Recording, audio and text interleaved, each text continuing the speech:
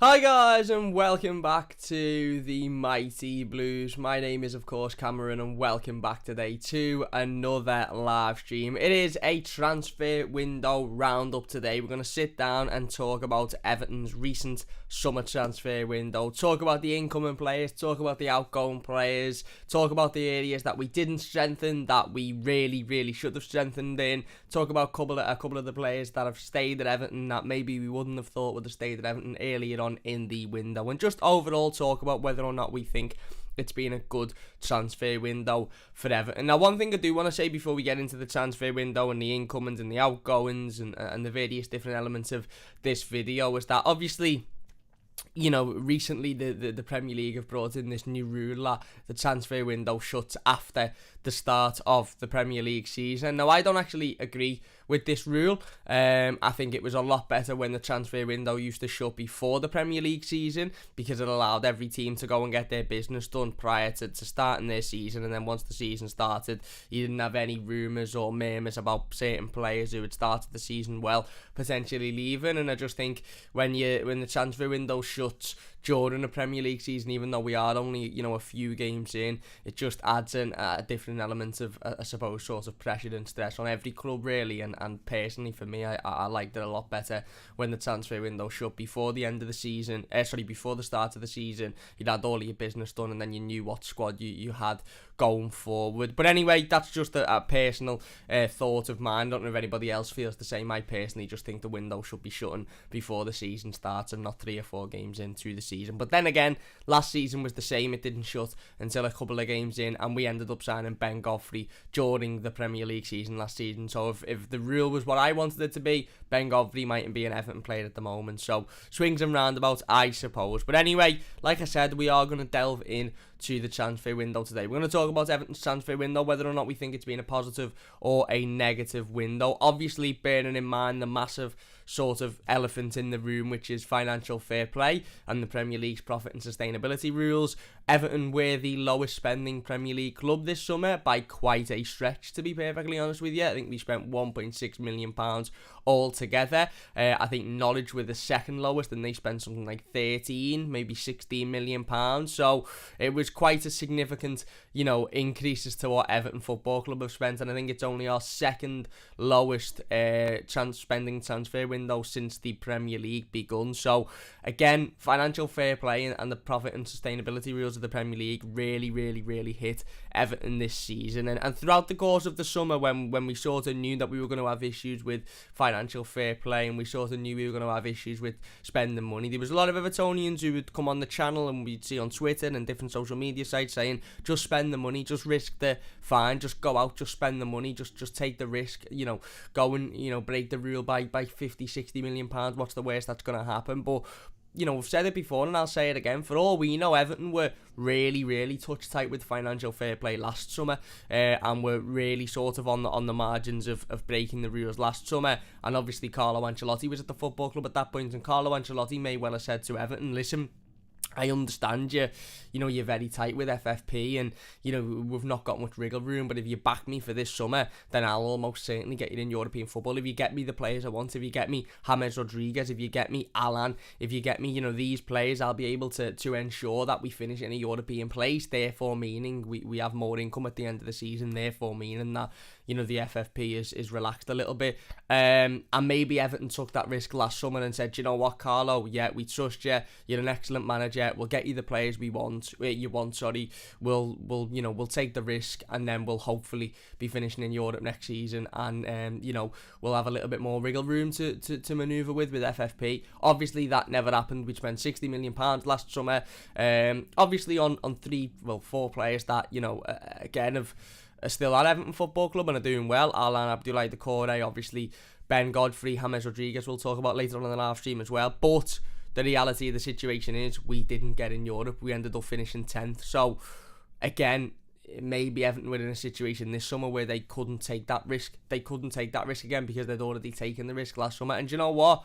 little bit of communication from the club would be absolutely brilliant. Now, I've spoken about this before, and I had a mixed response when I spoke about it, because some fans said, oh no, the club don't need to communicate, it's private matters, they don't need to come out and say anything to us, and some agreed with me. And for me, I just think it'd be nice now for Marcel Brands to come out, sit in front of a camera before he goes on holiday, and he's, he said before, after the summer transfer windows, he likes to go on holiday, he likes to have a break, and that's absolutely fine, that's fair enough. I'm sure Marcel Brands has worked very hard over the last couple of months, but it'd be nice before he does that for him to sit down in front of a camera and explain Everton's summer, explain why we failed to bring in a right back, which was our number one priority going into the transfer window. It's not like we weren't linked with right backs throughout the entirety of the transfer window. There is often reports from various different journalists and news sources to state that Everton were prioritising bringing in a right back. So why once again, for another year on the bounce, have we failed to bring in a right back of any form? Never mind just a first teamer or one of the best in world football, in any form.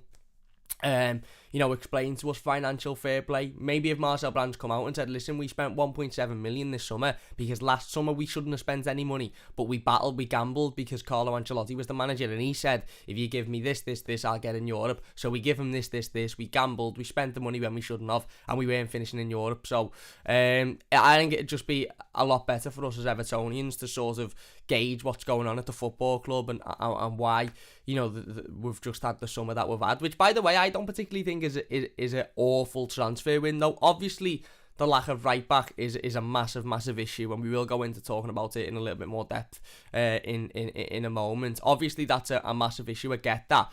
I think the signings that we've brought into the club for 1.6 million pounds to bring in Solomon Rondon, who's a very experienced striker, Damari Gray, who obviously has hit the ground running massively so far this season and looks brilliant, and Josh Townsend, who's looked very good this season so far, works hard, battles, Premier League experience, really good crosser of the ball. Obviously, Asmir Begovic is a backup goalkeeper, no problem with that whatsoever. He's played really well when he's had to play. Andy Lonergan obviously has come in, and again, probably won't play for Everton, but he's come in, he's there, he's cost us nothing. So in regards to the money that we've spent and the players that we've brought in, I actually think it's been quite a decent summer. Yes, we haven't brought in anybody that's overly massively exciting, but remember when we signed Damari Gray and we all sat here and said, who knows how good Damari Gray is going to be for Everton? He could turn it on this season. He could have pitched everything together in his footballing career and gone, actually, do you know what, this is the way I need to play in order to be the best. And I remember a lot of Evertonians saying, oh, he's not good enough, he failed at Leicester, this, that and the other. He's been absolutely electric in the opening 3-4 Premier League games of the season, scoring 2 goals already. He's been brilliant. Bargain of the summer, a lot of Blues are saying. So, again, in regards to the players we've brought in, I actually don't think it's been an awful transfer window whatsoever. Yes, it's not been one where we're sitting here going, oh my God, we're going to win the league, but maybe this is what Everton needed. This transfer window really reminds me of. It really reminds me of a transfer window under David Moyes. One where we wouldn't really lose any of our big players. They'd be rumoured away, as they were. We wouldn't really lose any of our big players. And we wouldn't really bring in anyone that you were thinking, oh my God, we're going to definitely finish in Europe with this player, or we're going to definitely challenge for the Champions League with this player. Like last summer when we brought in James Rodriguez, and we were all saying, definitely finishing in Europe this season, 100%. We've got James Rodriguez, he's amazing. And he was amazing when he played last season, but at that time, the emotion that we had didn't account for the fact that he would probably be injured for large majorities of the season, and we wouldn't be able to cope without him in the team. Whereas we haven't got those emotions this summer. We're sort of just going, yeah, we've brought in a couple of decent players, but nobody that you're going to have a party about. But some of the, I've said it before and I'll say it again, this really sort of reminds me of the David Moyes times. We've got a manager who understands the squad and understands how to get the most out of the squad, and we've got a group of players and we've brought in a group of players this summer who certainly mightn't be the most talented players in the world, certainly mightn't be the most exciting players in the world, but they'll get their head down, they'll work hard, and they're functional, and they're ultimately at the end of the day, their work rate and their ability is vital to this side. And then you add your quality, your Dominic Calvert-Lewin, your Richarlison, and your James Rodriguez, your Luka Dean, etc., who are already in the squad. So it does remind me quite a lot of a David Moyes transfer window, and some people mightn't like that, and some people might like that. But as I've said, there is still one big elephant in the room, and that is the fact that we haven't been able to go out and buy a right back, and ultimately that falls on the club. It falls on Marcel Brands. It falls on the scouting network at the club. It falls on, I don't know, maybe it falls on Farhad Moshiri. I don't know who is sole responsible. I'm not going to sit here and say Marcel Brands is sole responsible, because Marcel Brands might have had Max Aarons there and then and said, listen, we go out and bring Max Aarons in, and the club might have said we can't afford to spend that money. Maybe FFP takes some blame for it. Probably does, because I think if we didn't have FFP, Denzel Dumfries would be an Everton player. But Marcel Brands does take a heavy amount of blame for it. He does, ultimately, because he's had, forget 2 months of the transfer window. Forget, forget the fact that he's had a couple of weeks since we've known that Denzel Dumfries won't be an Everton player. Marcel Brands has had years. We've known Seamus Coleman has needed replacing for years and years and years. We brought in Jibril Sidibe in the 2019-20 transfer window because we knew Seamus Coleman wasn't able to play the 38 Premier League games. We loaned John Joe Kenny out. Now, from that point onwards, we should have known, okay, we're not bringing in Jibril Sidibe because he's not good enough, and John Joe Kenny hasn't really improved. So we need to go out and buy a right back. We should have bought one last summer, and we definitely should have bought one this summer. But anyway, like I said, we will talk further on about that later on in the live stream. If you're watching live, please hit that like button. It only takes a second. If you're new to the channel, don't forget to subscribe. It would mean an absolute massive amount to me. Let's have a look at the incomings then, some of the players that we brought in. So obviously, first signing of the summer was Andros Townsend, the former Crystal Palace winger, came in on a free transfer and spoke very positively about how excited he is to be at Everton, about how Everton are a big club. He thinks, he finds himself, quite honoured and lucky to be at the football club. He almost spoke as if he was sort of in disbelief that he would get the opportunity to play for a club like Everton, which was great to hear, absolutely great to hear, because that's the type of mentality you want from your players. You want your players to come in and this to be the biggest club they've ever played for. You don't want your players to come in and think, oh my god, this is a massive step down. We then brought in Asmir Begovic, of course, who come in on a free, previously played for Bournemouth. Again, really good Premier League experience goalkeeper. We knew when he had to step in, he'd do it. Played a couple of times in pre-season, obviously over in Florida, done really well. And yeah, again, no issue with that. We then brought in Demarai Gray, who was our spender this summer, £1.5 million, the only £1.5 million that we spent. And yeah, we were all sort of thinking, right, okay, this is exciting. He's young, still 25 years old, still not old by any stretch of the imagination. Obviously, he's played at Leicester in the Premier League, didn't quite work for him, but he done okay there. Went over to Bayer Leverkusen, got some experience in Germany, and we all knew that Demarai Gray had talent, because I remember watching him at Birmingham when he was coming through the ranks, and he was incredibly talented. But it was all about whether he could put that talent together and, again, ultimately mature, I suppose, is the word with Demarai Gray. Whether or not he will have matured through his time in Germany or through his experience at Leicester, because how many times have we seen young players play for Everton and various other clubs as well, where you can see they've got all of the talent in the world, but they just mightn't have the maturity, they mightn't have the attitude, they mightn't have the football and IQ to put everything together, to know when to shoot and when not to shoot, to know when to take a player on and when not to take a player on. And I remember, as I said, speaking to Christian Hugel of the BBC, who was a Leicester fan, and he said to me, this was before the season had started, he said to me, listen, Cam, Demarai Gray has got all of the talent in the world, he's got the world at his feet, but it's about piecing everything together. It's about knowing when to do certain things and when not to do other things, and if he can nail that down, then you've got some player on your hands. And again, we're only a couple of games in, so I don't want to get too excited, but for the couple of games that we've seen Demarai Gray in so far, he seems to have nailed down when to pass the ball, when to take a player on, when to run at a player, and when to, obviously when to get a shot away. And he scored 2 goals so far in his Everton career, and he's been absolutely excellent. We then brought in Andy Lonergan on a free. Again, no issue with that whatsoever. We knew João Virginia was going out on loan to Sporting, and Andy Lonergan ultimately is an experienced veteran goalkeeper, as the club called him. Don't know whether he'd like to be called that, but veteran goalkeeper. Obviously coming on a move until the end of the season, and might stay beyond the season, mightn't stay beyond the season, might never play a game for Everton Football Club whatsoever. He might do. If he does, I think we can all be quietly confident that he'll be able to do a good enough job. He's a very experienced goalkeeper, played for Preston, in his earlier days, Preston fan, obviously growing up. So again, worked with Alan Kelly, Everton's goalkeeper coach, and actually spoke in his interview about how he used to watch Alan Kelly and sort of, admire him as a young goalkeeper growing up. So again, no issue with that. And then of course, Solomon Rondon come in on Tuesday night, bang on 11 o'clock, our only signing of deadline day. Again, as I said it on the video we done on Solomon Rondon on Tuesday. Absolutely no issue with it whatsoever. He's an experienced Premier League striker. I think he averages 1 goal in every 3 games while he was in the Premier League.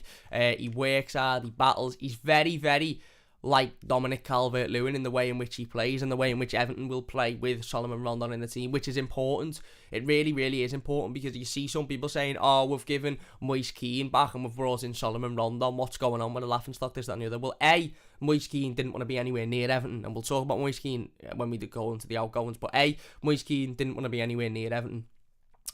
B, Moise Kean wasn't massively suited to Everton in the first place, and a large part of that reason was because when he come on the pitch, to replace Dominic Calvert-Lewin, we'd have to change the way in which we played, because Moise Kean isn't the same type of striker as Dominic Calvert-Lewin. And I'm not saying that's a bad thing or a good thing or whatever, but Moise Kean isn't going to hang around the box and win every header. Moise Kean isn't going to, be on the end of balls. Moise Kean's the type of striker who's going to pick the ball up and run with it and move with it. Solomon Rondon is very like Dominic Calvert-Lewin. So if you're taking Dom off in the 60th, 70th minute to give him a bit of a rest, and you're bringing Solomon Rondon on, then Everton aren't having to change the style. They aren't having to change the way they play. They aren't having to change, the things that they do in order to, suit the player that's coming on. The player that's coming on already suits the style and the way in which we're playing, and therefore will have more of an impact. So yeah, like I said, no massive issues with the incoming, with the players themselves that we've brought in this summer. I get that we've not spent a lot of money. We've not spent any money, really. I understand that, and I get that, we haven't brought in, a player that you're sort of sitting there going, oh, I'm intrigued by this player. I know Demarai Gray is very intriguing, but he's the only one, isn't he, really? You know what you're going to get out of Andros Townsend, and that's not a bad thing. Like I said, in the opening few games of the Premier League season, his work rate has been absolutely exceptional. He's battling, he's working hard. He was tracking back in the 85th minute the other day against Brighton when we were 2-0 up, making sure that he was getting the challenges in, making sure that he was stopping, the Brighton attack from flowing. You know what you're going to get from Asmir Begovic, solid backup striker in Solomon Rondon. Obviously we brought in Andy Lonergan as well to be another backup goalkeeper, but Demarai Gray is that only sort of player, I think, this summer that we've all looked at and gone, ooh, he intrigues me a little bit. And I think that's why there was so much excitement around Demarai Gray, and I think that's why there's so much, excitement still and emotion still around him, because he's had that intrigue and factor. What can he bring? And he's actually started the season really, really well, so everybody is absolutely loving it now, including myself, by the way. I've heard about 45 different songs for Demarai Gray in the last 2 weeks, and they're all absolutely amazing. So I'm right on that emotion train of absolutely loving Demarai Gray at the moment, and I think he's actually found a club now in Everton where he's settled, where he will settle really quickly, and where he's enjoying playing his football, and where he feels loved by the fans, where he feels he's getting his opportunity. He spoke about maturity in his opening interview as an Everton player, speaking about the fact that he learned over the years that if a manager wants you to play in a certain position, you don't argue with it, you don't spit your dummy, you don't go out there and not give it 110% because you don't want to play in that position. You just go out and do what you need to do for the team, and then in doing that and impressing by doing that, you will get your chances where you want them. And again, like I said, it's all about that growing up for Demarai Gray and being able to piece everything together, and he seems to be doing it so far. Again, only a couple of games into the season, I understand that, and I'm not going to get too ahead of myself, but he seems to be doing it so far. If you're enjoying, by the way, please hit that like button. It only takes a second, and if you're new to the channel, don't forget to subscribe. But yeah, look, we knew going into this summer Everton needs to bring in a backup striker. We knew going into this summer we needed to bring in a backup, a winger. We've done that. We brought in 2 wingers. One who last season was the most accurate crosser to the ball in the Premier League. Really smart signing for me, considering you've got the best header of the ball in the Premier League in the 6-yard box in Andros Townsend. Again, we haven't seen a massive amount from Andros Townsend in terms of his output, but obviously in pre-season, you know, he rattled the bar over in America. He scored the winner against Huddersfield the other day, you know, and he's showing so far that in terms of crosses into the box, he's obviously very good at that, and his work rate is second to none as well. He's not just quality, it says, as a footballer, but his work rate is second to none. He'll battle, he'll give 110% every time he's on the pitch, and that's what we need. We need players that will leave every single element of themselves on that pitch, you know, when they come off. Not walk off thinking, yeah, I could have done a bit more there. Walk off thinking, blooming hell, that was hard, that was an hard shift, that I've battled, I've worked hard. And Andros Townsend, of course, you know, it is that, like I said, Demarai Gray, you know, coming in on the wing as well, bringing that little bit of flair, bringing that, you know, that little bit of excitement to the team. Again, I said it the other day, Demarai Gray is the only Everton player other than Richarlison and maybe Alex Iwobi on occasion who will pick the ball up and run at defenders, scares defenders because of his natural pace. Look at the goal against Brighton the other day. Alan gives him the ball in the midfield. He doesn't stop it. He doesn't look for a pass. He doesn't just run it to the, you know, the corner and throw a useless cross in. He thinks, right, no, I'm getting my head down and I'm going straight, and he picks the ball up and he runs directly in the box. The centre back can't deal with him whatsoever. He cuts across, he gets the shot off, and, you know, all of a sudden it's 1-0 to Everton, and it's an absolutely excellent goal. You know, we're strengthened with the backup striker. We loan Moise Keane out, which isn't a surprise. He didn't want to stay at the football club. You know, obviously we've lost a couple of players on loan during the summer as well. And, you know, we brought in Solomon Rondon, who, as I said, is more suited for Everton than Is Moise Keane a better footballer than Solomon Rondon? Technically, yes, he is. He's got more technical ability than Solomon Rondon. He isn't more naturally talented than Solomon Rondon. But it's like that old equation, is Bernard technically a better footballer than Andros Townsend? Yes, Bernard is technically a better footballer than Andros Townsend. Is Bernard more suited to Everton Football Club than Andros Townsend? I don't think he is. Is Bernard more suited to the Premier League than Andros Townsend? I don't think he is. Is Moise Keane a better footballer technically than Solomon Rondon? Yes, he is. Is he more suited to the Premier League than Solomon Rondon? No. Is he more suited to the way in which Everton play than Solomon Rondon? No. So, again, I get that they're not the most inspiring deals, but they're good deals for Everton, and we've seen it so far with Demarai Gray, with Andros Townsend in the Premier League. It's working. You know, we're undefeated. 3 Premier League games. 4. No. Yeah, 3 Premier League games, 2 wins and a draw. Obviously, we beat Huddersfield as well in the Carabao Cup. So, we strengthened with the backup striker. We strengthened on the wing. We brought in a backup goalkeeper, obviously, because we knew, you know, Robin Olsen was leaving and not coming back, so we needed to bring in a backup goalkeeper. Could we have maybe strengthened in the centre of midfield? Maybe. We could have gone out and brought a centre midfielder in, but obviously Jean-Philippe Gbamin is coming back to fitness, coming back into the squad, so he is almost, he is a centre midfielder that we didn't have last season, so it's almost as if, again, don't want to use the cliche, but like a new signing for Jean-Philippe Gbamin in midfield. Could be maybe a strengthened in centre half potentially, but we've got a lot of cover at centre back. Right back, now this for me is shocking, absolutely shocking. Let's just put it out there. Marcel Brands takes a lot of the blame for it, but I'm sure there's various other people at the football club who have to take blame for this as well. It's shocking.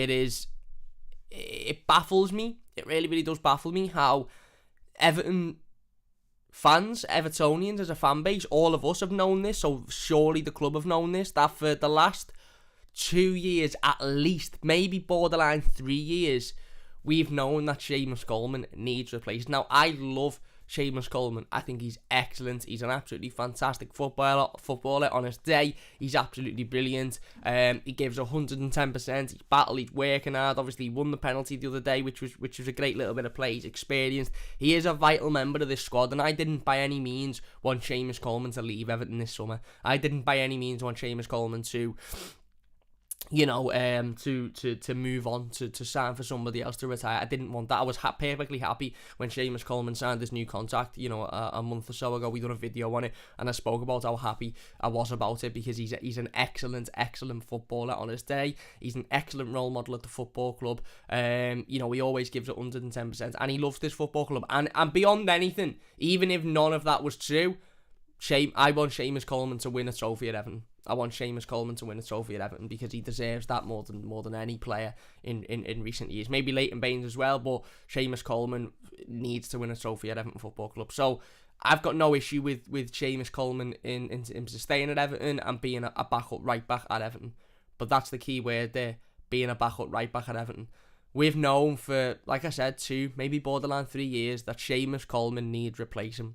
We need to bring in a right back who can step in and who can start 35 Premier League games of the season, who can be the Luca Dean to Seamus Coleman's Leighton Baines. And by that, what I mean is Leighton Baines was coming towards the end of his career. We knew that. We'd assessed that. We brought in Luca Dean, one of the best left-backs in world football, from Barcelona. Leighton Baines then had the season of sitting on the bench and starting the cup games and coming on if need be when Luca Dean had picked up knocks, etc. Brilliant that. Brilliant. We'd nailed that left-hand side well. And then obviously Leighton decided to take the... decided to retire after that season, which was completely his choice.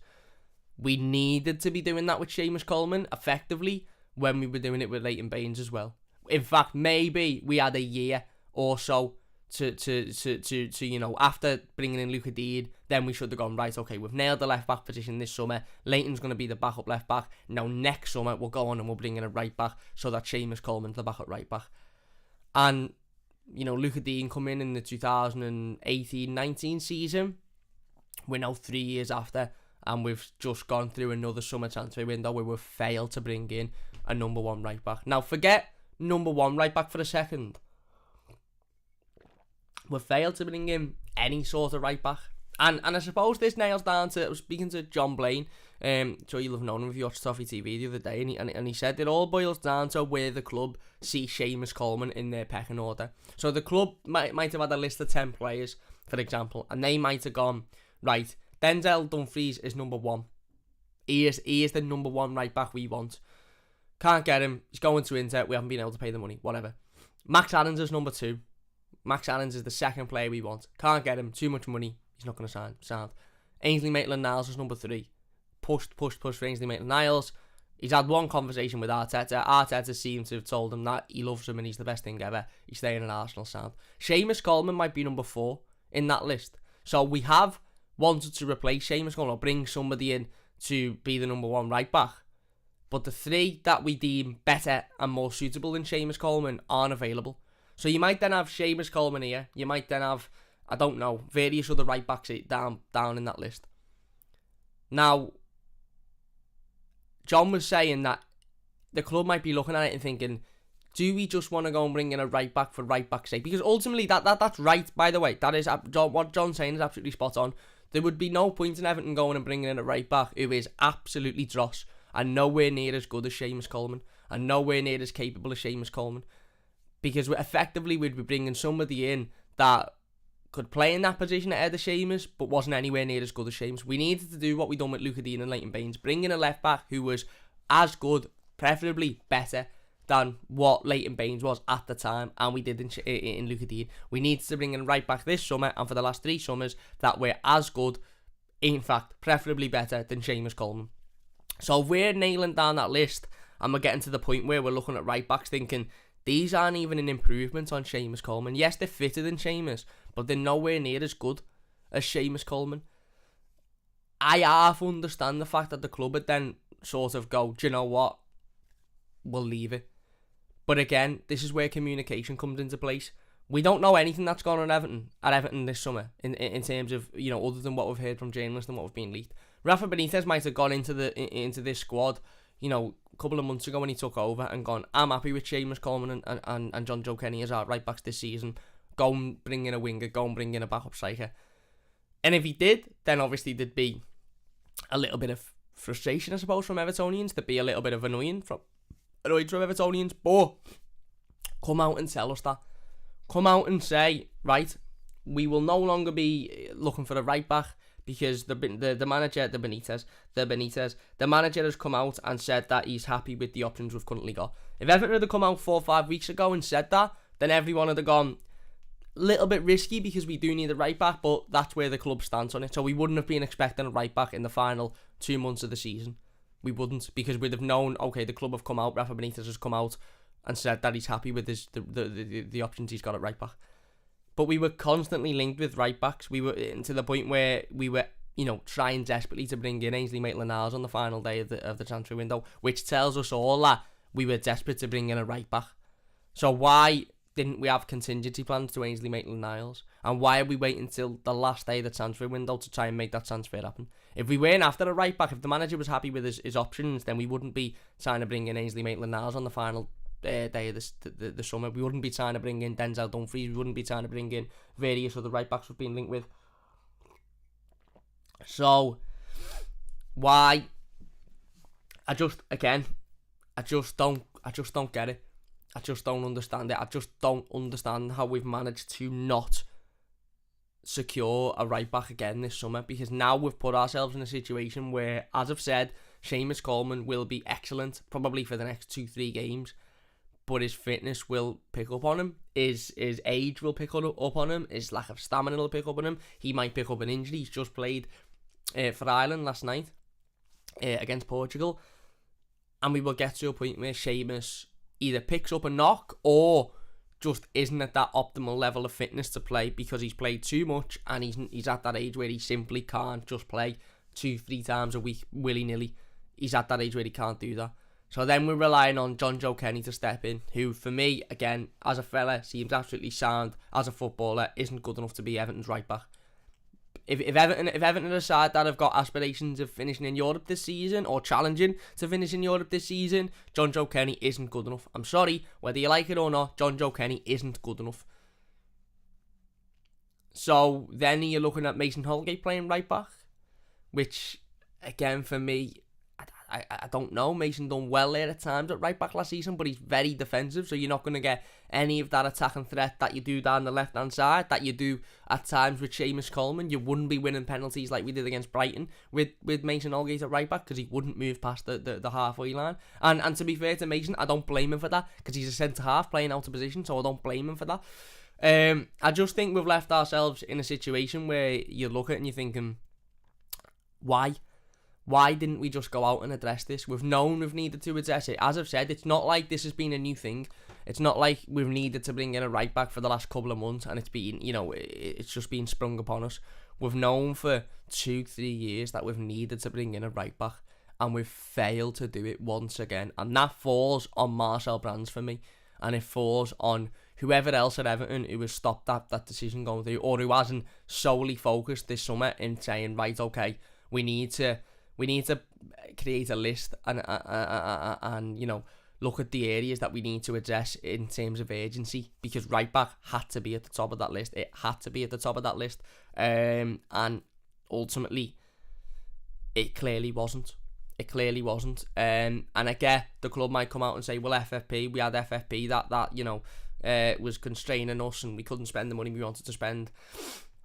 You're not telling me that there was a right back that could have come to Everton on loan who would have been, like I said, equal if not better than Seamus Coleman. Even if they weren't magnificently better than him, even if they weren't the right back that we wanted for our future, you can't tell me that there wasn't one right back available in European football that could have come in and was fit enough to do a decent job for the season. I just don't believe it. And I think, I think Seamus Coleman's been let down, to be honest. I think we've been let down as fans, but I also think Seamus Coleman's been let down because what we've got now is a 32-year-old right back who knows himself he can't play as much football as the club are now going to need him to play, and is going to get to a point where I fear is going to struggle in games, is going to struggle with fitness, is going to struggle to keep up with players, and then we're all going to be sitting on Steam saying, Seamus was awful, this, that and the other, why is Seamus Coleman playing this, that and the other, when ultimately the club have let him down by not going in and bringing in somebody that can step in during those times to be that number one right back, or can be the number one right back all the time, and Seamus only steps in if and when need be. As I've said, personally, I don't think John Joe Kenny's good enough. Some people might do, some people mightn't do. I don't think he is. And I would love to sit down with Marcel Brands and say, Marcel, really nice shirt, by the way. Lovely shirt, lovely haircut, lovely pants. You look dead good for your age. Why haven't we signed a right back, mate? What is the thought process behind all of us understanding that Seamus Coleman is got to that point now, the exact point that Leighton Baines was at in 2017-18 when we addressed the left-back situation. Seamus Coleman's been at that point for 2 years, 2.5 years. Why haven't we addressed the right-back situation? We all knew coming into the summer, before Carlo Ancelotti left, before Rafa Benitez was employed, during that mad 8-week period where we didn't have a manager, whenever we spoke about players, we said, right-back's a necessity. Max Aarons was linked for about 35 years. Denzel Dumfries was linked for ages, then went out to the Euros and obviously was amazing and we couldn't bring him in. Various different players, Diego Dalot, Ainsley Maitland-Niles, all of these right-backs linked. So if Everton weren't interested in a right-back, we wouldn't be linked with all of these right-backs. We'd have been linked with no one.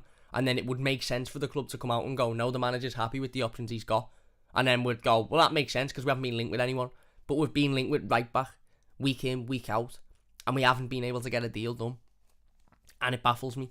It really, really does baffle me because we've put ourselves in a situation where I just think we're a bit stuck now. And again, it's put Seamus Coleman in a situation where there's a lot of pressure on him to turn up and be fit enough to play 38 Premier League games this season, and let's be honest, he won't be. Alan says, why are you obsessed with right back? There's no left back cover or centre back as good as Coleman or Dean. None of international level bar Mina, who is injured. I'd say Godfrey is. And in regards to the left back cover, we'll talk about Niles Nkunku in a moment, but again, for me, Ben Godfrey can play over at left back. Not ideal, but Ben Godfrey can play over at left back. I almost understand the Niles Nkunku stuff because obviously, you know, he's a young left back up and coming and he needs to go out and get game time. It'd be no good for him to just sit on Everton's bench. The irony with the left back situation is if Thierry Small-Ladden have bit his dummy and spat his dummy out and not bit his dummy, maybe he did bite his dummy, spat his dummy out and demanded first team football now. The irony is he's left the football club, he's gone to Southampton, and had he have stayed, he'd have been our number 2 left back this season, and he'd have played in the Carabao Cup games, and he'd have been training with the first team every week, and he'd have been in and around the squad, and maybe he'd have gotten a chance had Luca Dean, you know, needed a bit of a rest or something like that.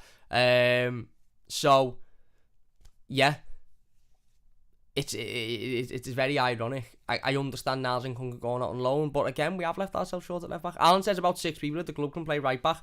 I'm not sure who you're referring to there. I get that Mason Holgate can play right back. I get that, but it's not ideal. And John Joe Kenny for me isn't good enough.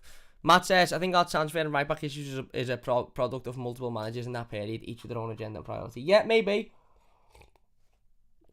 Look, it is easy to target Marcel Brands. It's easy to go out and say, you know, this is Marcel's fault, this is this and that, this is the other. But maybe Rafa Benitez said, listen, don't worry about a right back. I want to bring in a backup striker first. I want to bring in a winger. I want to bring in, you know, we'll worry about right back if we need to. Who knows?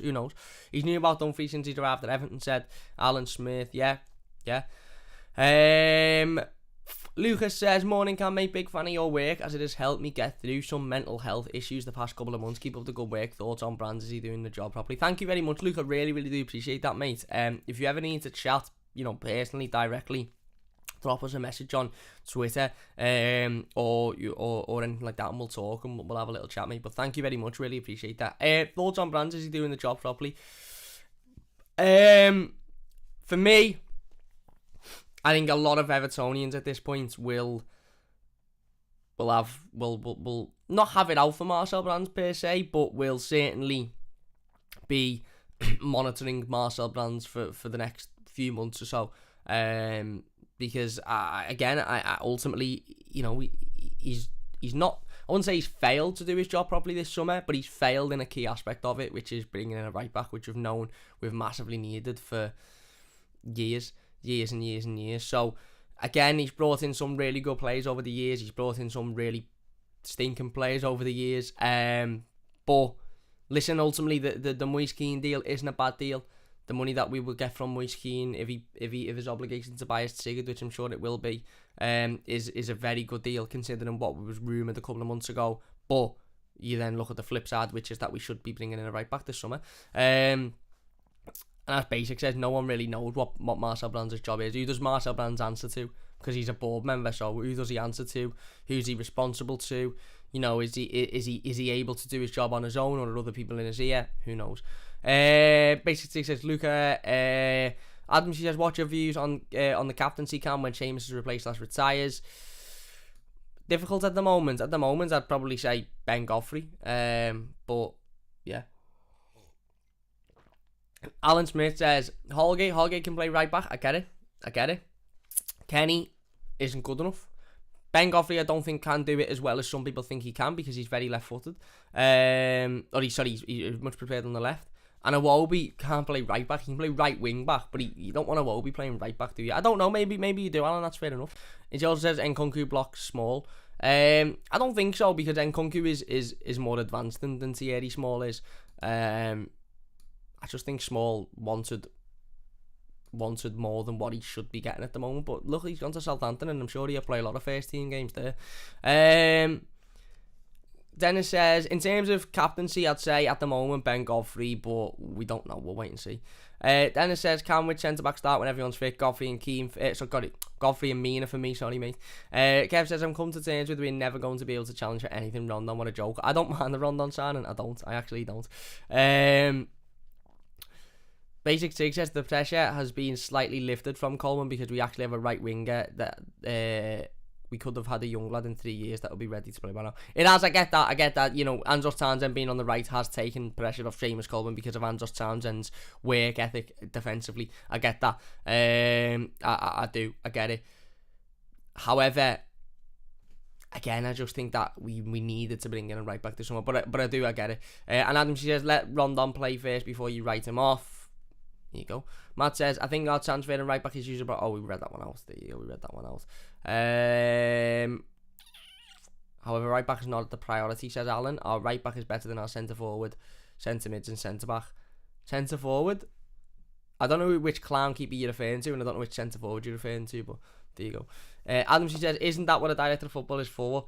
To implement a philosophy and to get a manager to match. Gary says we shouldn't be scrambling around on deadline day for the right back spot on, but we've been stung by panic buying our third, fourth, fifth choice like Maitland-Niles, who Rafa didn't want. We'll all be okay. There you go. Mark says Cam money was wasted by Koeman, Walsh and co. The problem is there was a lot of other positions that needed to be addressed. We have to clean up the mess and not much money to play with. Yeah, I agree. We were in this situation with FFP because of the countless amounts of years of wasting money. That's why we were in this position. I understand that completely. AK Rich says, morning lads, we have Holgate and Kenny as cover. Coleman seems boss. If he's fit, he'll be okay. I just think we needed a starting 11 right winger, to be honest with you. That's fair enough. Basically says we have a rough idea, says Mark. You've failed badly with Moyes' scheme. Watch him tear it up at Juve now. Well, he might tear it up at Juve like he teared it up at PSG, but again, maybe he just isn't suited to the Premier League. Who knows? I hope he does go and tear it up. I hope he goes and scores 45 goals next season, because then ultimately the obligation to buy will be triggered. Everton will get a lot of money out of the deal, and we'll be able to just say, you know what, good luck for the future, and we'll move on. He didn't want to be at Everton. Effectively, didn't want to be at Everton. So it's not like it's not like he was desperate to stay at Everton. He was begging. He didn't want to be here. That's the be all and end all. Teddy says there doesn't seem to be any real plan at the club. Not a fan of brands, but for me, the whole scout network needs revamped at the moment. We're like a Uzi, just spray and pray and see what we get. Yeah. Lucas says a lack of interaction with our fan base is worrying. He's like the mystery man. Nobody knows what his job is or his plans are. Well, yeah, and again, that's my point. Look at Villa.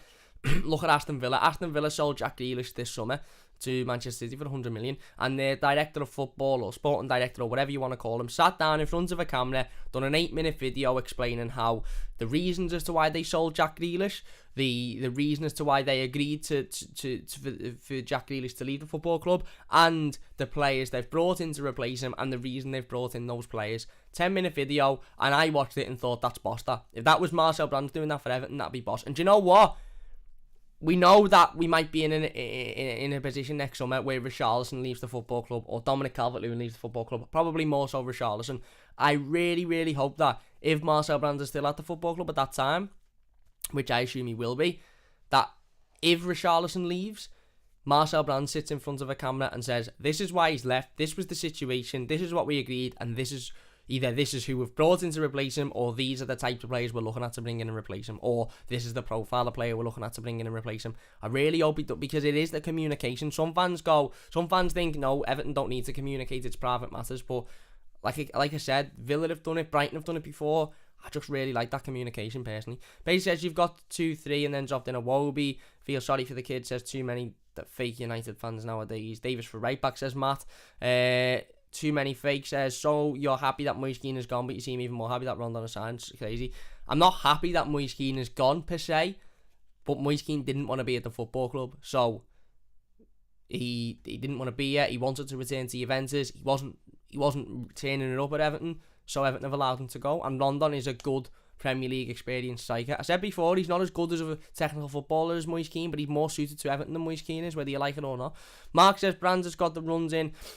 Run on the board at 2 previous clubs. The problem is he was handed the mess. He states you have to work with managers. Then Everton, how many managers the owner has sacked. Yeah, Kev says playing that Grealish is like playing for a Mars bar. Adam says, how long has Donny van der Beek been sat on your bench? Kev says get Haaland in. Yeah.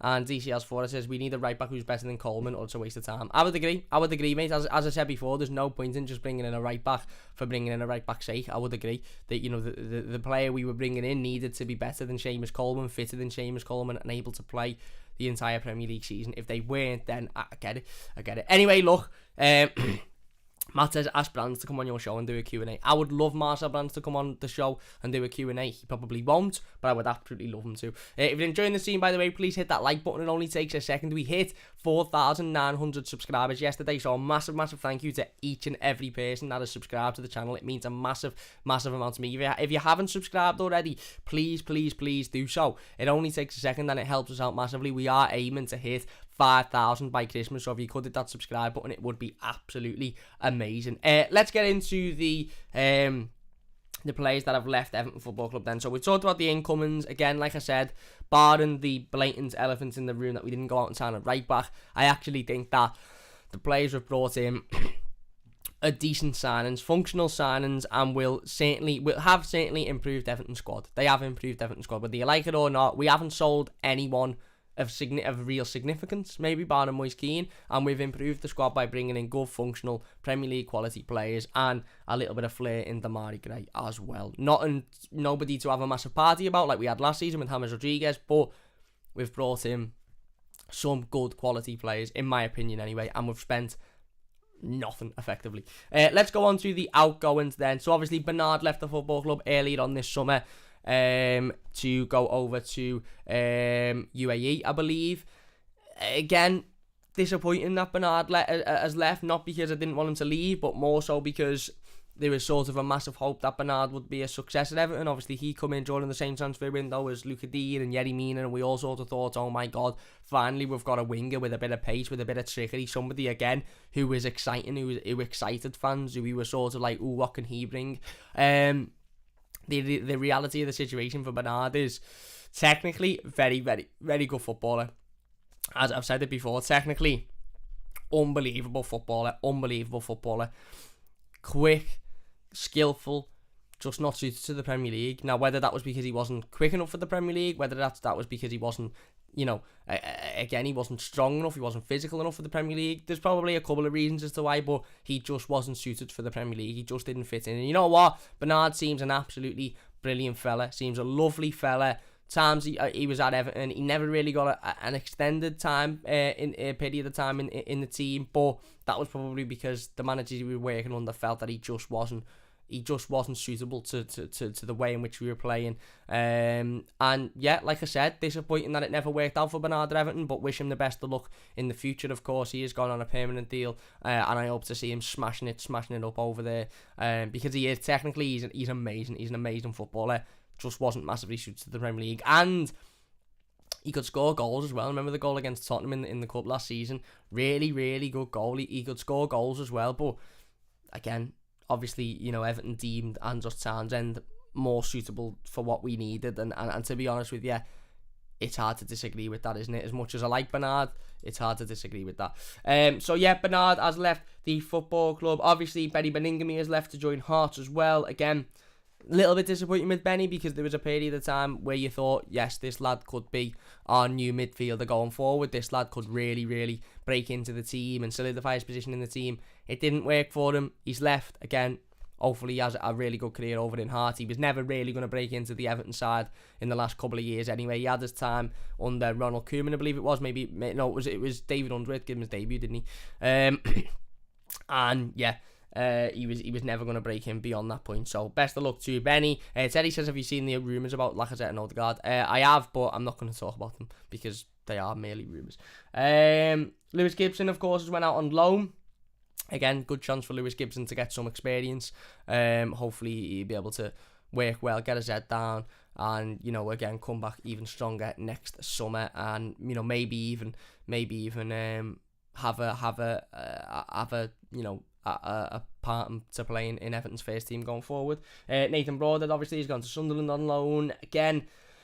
A little bit of a mad one with Nathan Broadhead. Everton have just given him a new contract, to which I don't understand, if I'm being honest with you. The only reason I could think is that Everton will try and get him out there to, I think he's gone to Sunderland on loan. Hopefully he has a decent season, with the hope that they buy him on a permanent next summer, rather than obviously him going on a free. Try and add some transfer value to him. That's the only reason I could potentially think of with giving Nathan Broadhead the new contract, because let's be honest, he isn't good enough to be in Everton's side. He isn't good enough. He done okay in Florida, and he's a good striker, and I'm sure he'd be good enough for a championship club, a top-level championship club, certainly a top-level League One club, but he's not good enough for what Everton need or what Everton want to be. So, listen, hopefully Nathan absolutely tears it up and gets a permanent move, and Everton get a little bit of money out of it next summer. Next one, obviously Thierry Small left the club to join Southampton.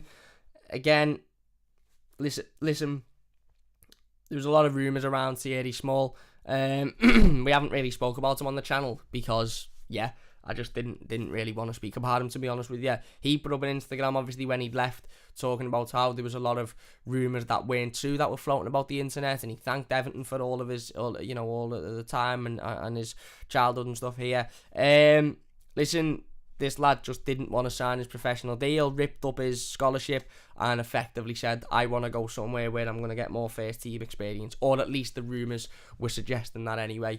Whether he'll get first team experience at Southampton, where he's obviously gone, we'll wait and see. But he's left the football club. As I said before, the irony is, had he have stayed, he would have been a first team at Everton, or not a first team, sorry, he would have been with the first team squad at Everton this season and would have got probably a couple of opportunities, but he hasn't. He's left, so there you go. Best of luck to Thierry as well.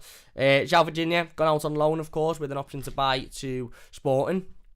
Again, with Asmir Begovic coming in and Jordan Pickford obviously being the number one. Last season was a very, very, very strange season in regards to the fact that we had a manager who would openly swap goalkeepers around and rotate goalkeepers, which was strange. Not many managers do that. Carlo Ancelotti did. And B, we had a period of time where we had our number one and number two goalkeeper out injured at the same time, which is very, very rare in football as well. So obviously, João Virginia stepped in. He had the game against Manchester City and he done really well, to be fair. And again, for João Virginia, for his career, it's good for him to go out on loan. Hopefully he gets game time. Hopefully he starts, consistently over in Sporting. And I wouldn't like to see him join on a permanent, because I still think he's a good quality goalkeeper and he's got a big future ahead of him. But we'll wait and see on that one. But obviously João Virginia has left on loan to Sporting. Niangelo Marcello has left the football club as well. Again, best of luck to him. Obviously never really got his break in the first team.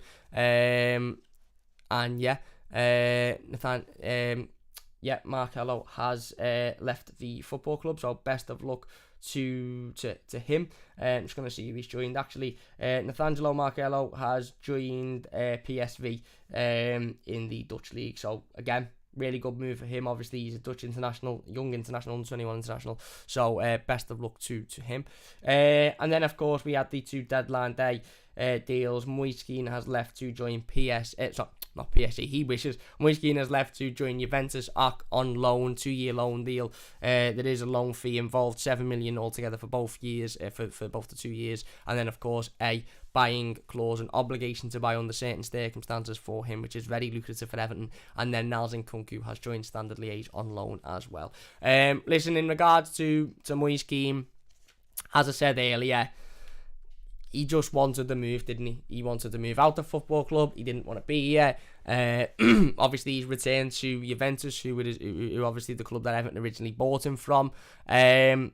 Again, I understand that Everton didn't originally want a loan, and I get that some Evertonians are frustrated at the fact that we've settled for a loan deal because we originally said we weren't going to settle for a loan deal, etc., etc. But when you think of the deal in itself, £4 million for the first year, 3 million for the second year, I believe, or vice versa, and then I 25 million, I think, £25 million obligation to buy at the end of it. Let me just double check. That might even be 35 actually. Let me double check what the 25 million obligation to buy at the end of it, with £3 million in bonuses. So yeah, there you go. Look, again, for me, a good deal, all things considered, for Everton, and obviously a good deal for Moise Kean as well, because he wanted to leave the football club.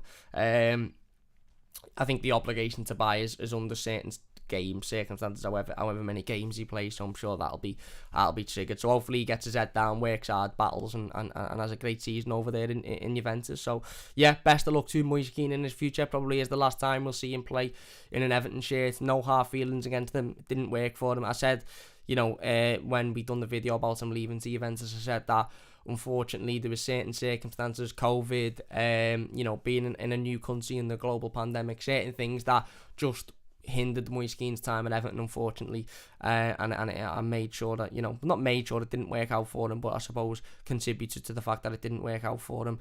And yeah, best of luck to him in the future.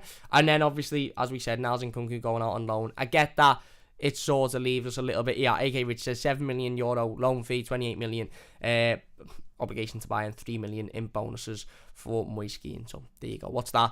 38 million altogether. Yeah, there you go. So look, again, as I said, best of luck to Moise Kean. And then of course Niels Nkunku has gone out on loan to Standard Liège. I understand that leaves us a little bit short at left back. I get it.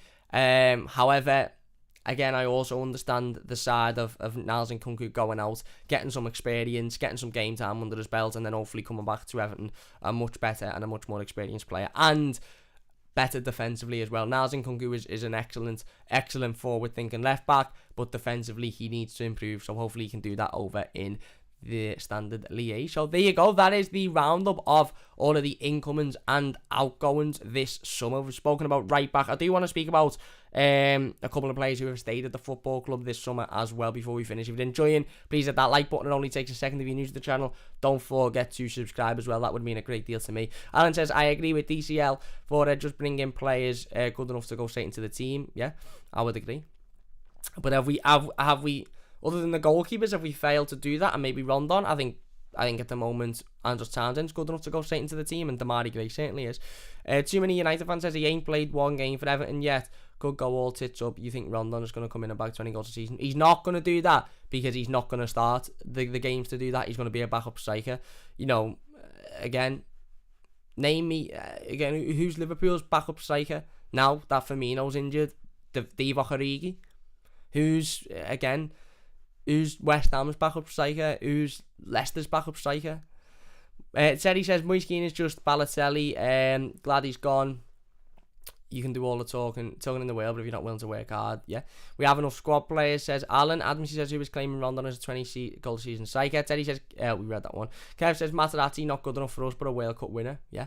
Gary says, I'm glad James isn't on the list of outgoings, but will he knuckle down in training and work his balls off? We'll talk about James in a second. Harkin says, rumours are rumours, nothing more, nothing less. You're spot on, mate. Adams says, happy with Bernard's time here. He wasn't the best, but always tried when he was put on. Plus his legs are crazy fast. Yeah. Too Many United fans says James is still to leave to Portugal is still open. Well, there's rumours at the moment that Everton Rafa Benitez won't freeze out James Rodriguez, but with the Portuguese, Turkish, and I can't remember which other, there's another transfer market in Europe that's still open. James Rodriguez could still leave Everton. I think that would be extremely stupid for Everton to allow James Rodriguez to leave now, because we haven't got the ability to go and replace him. I think the only time that James, for me, should leave the football club, if the club decide for that, is January at the earliest, when we've got time to go and bring in a replacement for him. Allowing him to leave now and not replacing him would be rather stupid, because if we can't replace him, then we may as well keep a hold of him and utilise him, because he is, let's be honest, whether you like it or not, he's a fantastic footballer, world-class footballer talent-wise, and technically still the best footballer at the football club. So as long as he's willing to work hard, and again, unless he is absolutely kicking up a fuss behind the scenes, which we don't know, then to get rid of him would be extremely silly for me. AK Rich says, I like Broadhead actually. I like him as well, but I just don't think he's good enough for Everton, personally. Adam says, Everton Chilean in the Chilean Cup final. Yes, too many fake United fans says, if James doesn't go in the next few days, he would definitely leave in January. Mark says, can we make money this year in the transfer market off Vlasic? Because it's close inserted. Keenan Bernard looks like we are hitting the reset button and go again next year. Yeah, hope so. Hopefully we have a big summer next summer. Kev says, get down to Goodison, 30% off midfielders and much more. Wayne says, Small should have had a go at right back. Hate these one-footed players. Could play right back and left back with the same as my dad taught me to kick a ball with both feet. Yeah, well, again, obviously he didn't want that, did he? You're trying to sound like Denise Barrett Baxendale now, says too many fake United fans. I don't know if you're talking about me or somebody else, but there you go. 7 out of 9 points, says Adams Key. Soundwave says, yo, Cam lad, let's face the facts, the team is gash. Only going to look okay if the rest are so shite. No right back, decent midfielder, second striker, FFP, because we fecked up managerially and really bad signings. That's why we're in a bad situation with FFP. But I don't think the team's bad. I think beyond the first team, injuries... We let's be honest, we're going to need a lot of luck with injuries this season. We're going to need a lot of luck with injuries this season, and in terms of hopefully we don't get many of them. But our first team is a decent first team. Dan Boy says Aurier no brainer for me, might not be better than Colin, but he's miles better than Kenny. Incestin obviously ripped up his Tottenham contract a couple of days ago, so he is on a free. I think he's in talks to go over to Saudi Arabia maybe. AK says James must stay. We are very short on depth. I would agree. Wayne says have we write Kenny off early? These players mature at different times. Would love to see him prove people wrong. Wouldn't be the first. He has to get chances now. Yeah, I'd love to see him prove me wrong as well, mate. I just don't think he's good enough. I would love for me to be wrong. I would love for John Joe Kenny to go out there and be absolutely brilliant, but I don't know. Someone says, name a player who any of the top 6 would take. None. Richie Lol, please. Take 100 million. Let's be fair. You go for 45, 50 if we're lucky. Then Rafa, who doesn't give two fucks about us. Dominic Calvert-Lewin would get in the majority of the top 6 sides. Luca Dean would get in the majority of the top 6 sides. Richarlison would as well, whether you like it or not. Richarlison would. Who else is there that would get in the majority of the top 6 sides? Ben Godfrey would probably get in there. Jordan Pickford would get in near enough every Premier League team, whether you like it or not. Yeah, there you go. Damage says getting rid of James would be silly. He earns 10 million a year and the manager doesn't want to use him. Keeping him is silly. Okay, fair enough. I get that, but letting him go with no chance of bringing a replacement is a bit mad for me. Andrew says, why are some fans so negative? Drives me mad. There's a few up for the Wham Chatter of the Day award. Yeah, anyway, let's get into a couple of players that have stayed at the football club before we finish up. If you're enjoying, as I've said, please hit that like button. Only takes a second. If you're new, don't forget to subscribe. Obviously, James Rodriguez stayed at the football club, as we've just mentioned, as did Richarlison. We'll talk about Richarlison first. That was me pen flying on the floor, if you were wondering. I don't think there was ever a real doubt about Richarlison's future. Obviously, there was a little bit of worry when, obviously, the news broke about Kylian Mbappe potentially going to Real Madrid and PSG maybe wanting Richarlison. There was a little bit of panic about that because, again, it would be very difficult for Everton to replace Richarlison, and it would be, let's be honest, if PSG come knocking for Richarlison, I would understand if his head was slightly turned.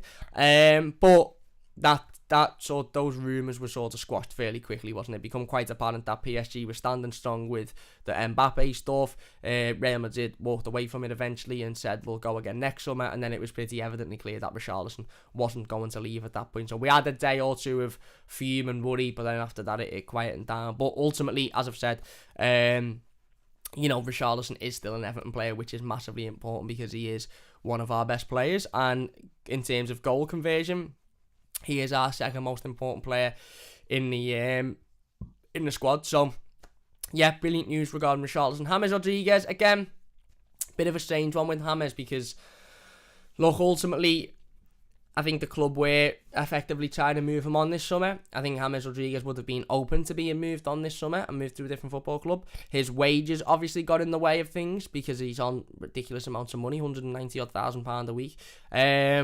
However, he is an Everton player now. The transfer window for Everton is slammed shut. I get that there's still other transfer windows open, and I get that, moving on a player that's on so much money And could we do without him this season? Yeah, probably we could, because again, obviously he was injured a lot last season, and in the games that he did play, could we deal without him? Yeah, we probably could. But I just don't see the point in getting rid of him now, when we can ultimately, when we can't replace him. I think keep him until at least January. If he wants to move in January, then obviously he's free to talk to clubs anyway, because he's out of contract in the summer. We were never going to get much money from him this summer anyway. Some people were suggesting 15-20 million. I think I even said that at some point. We were never going to get that, realistically, let's be honest.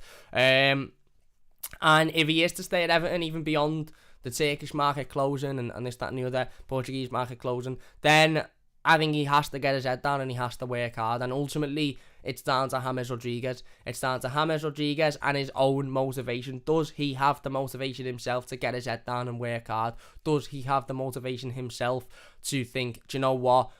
I haven't moved on yet. Maybe I wanted to move on. I haven't left the football club. I'm going to get my head down. I'm going to battle, and I'm going to show that I'm good enough to be a part of this team. I'm good enough to impact this team, and then I'll get me move next summer. Or is he going to think, do you know what? I'll sit off. I'll stay in ours. I'll play COD. I'll get nearly 200 grand a week, and I won't do anything, and then I can go in for a free in the summer anyway.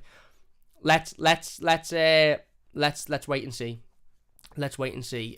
Like I said, if he does stay, for me, I think it's down to James as a player to ultimately, to ultimately decide whether or not he's got that motivation to get his head down and work hard. And if he has got that motivation to get his head down and work hard, then, let's hope that he does that, because there's no doubting how good of a player he is. Technically, he's absolutely brilliant footballer technically. However, like I said, as Matt says in the comments, I think the question is, with James, is more about Rafa's system and does he fit into that, less about him knuckling down. Well, again, maybe he does fit into that, maybe he doesn't fit into that, but if James Rodriguez gets his head down, works hard, and shows the manager that he's wanting to work hard and he's actively, battling to get in this side, then I think he'll get chances in this side. Rafa Benitez isn't going to freeze him out the team, but Rafa Benitez won't play him if he's not working hard enough, if he's not battling, if he's not turning up at training every day and doing exactly what the rest of the players are doing. If he's not working as hard as the rest of the players, he's not going to play him. If he does work as hard as the rest of the players, which, like I said, is down to his own motivation, then I think he will be involved in the team, and hopefully he is, because if you've got a player on £190,000 a week at the club and he's staying at the football club, then you may as well utilise him, because he's a fantastic footballer. So it's better for him to be in the matchday squad playing and impacting games than sat at home playing Call of Duty, isn't it? So we'll wait and see on James anyway, whether he does stay beyond everyone else's transfer window, and if he does stay, whether he has that motivation to get his head down and work hard. And ultimately, if he does, I think he'll be a part of the team. I think this narrative of, Rafa Benitez is freezing him out, Rafa Benitez doesn't like him, I think it's bollocks, if I'm being honest with you. I think it's utter bollocks. I think it's more about Rafa Benitez not believing that James Rodriguez is at that level of fitness to be able to be a member of this squad, and now it's down to James to prove that he can be there.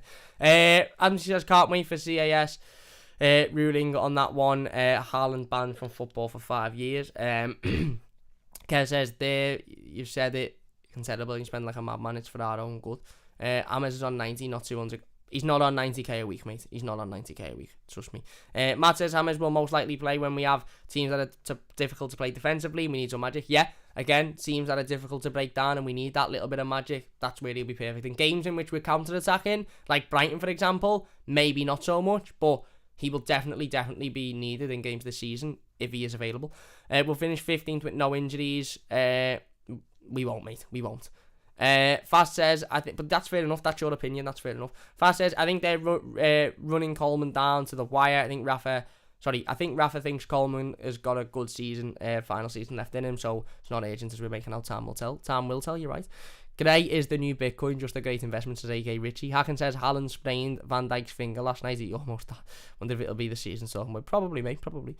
Wayne says, think we've left some room to make some few moves in January if you can get in a position to challenge for Europe. Maybe, but, again, Marcel doesn't like to spend in January, does he? So we will wait and see on that one. People saying we need depth. The same people complaining about a bloated squad. Which one is it, guys? Rooney coming back in January. Cam Hart about our transfer policy. Oh, imagine that. DCS Forward says, for me, the squad looks better now than it did last season. I would agree. I would agree. Adam says, when are we getting these FIFA teams, Cam? When the new FIFA comes out, probably now. The new FIFA's only a month away, isn't it? So there's no point in doing them now. We'll wait until the new FIFA comes out, and then we'll hopefully start them up. Anyway, yeah, look, that's going to do it for this live stream. If you have enjoyed it, please do hit that like button. Let us know your thoughts in the comment section down below. Are you happy with Everton's transfer window? Are you as annoyed as me and a lot of other Evertonians about the fact that we didn't go out and bring in a right back? Are you not that bothered? Do you think Seamus Coleman is fit enough to do another year? And if not, do you think John Joe Kenny's good enough to step in if need be? Let us know your thoughts on all of the incoming signings. Do you think they're good signings? Are you not excited by them? Do you think they're clever signings? Let us know. And what do you think about the outgoings as well? Are you happy with the Moise Keane deal? Are you happy that we've loaned Niles and Kunku out? How do you feel about everything else? Massive thanks to everybody in the live comments. Really appreciate all of the support. It really means a massive amount to me. If you're watching as a YouTube video, don't forget to leave your comments down below. If you've enjoyed this one, please hit that like button. Please do subscribe. As I said earlier on, we hit 4,900 subscribers yesterday, which is fantastic. So thank you all very much for the support. Our aim is to get to 5,000 before Christmas, so a few months to go yet. So if you could hit that subscribe button if you are new, that would be absolutely brilliant as well. We'll be back tomorrow with another live stream, so don't forget to look out for that one. And yeah, like I said, let us know your thoughts in the comment section down below. Massive thank you for watching. Really do appreciate it. Hit the like button if you have enjoyed it. Subscribe if you are new, and we will see you soon on the Mighty Blues. Cheers for watching. See you after.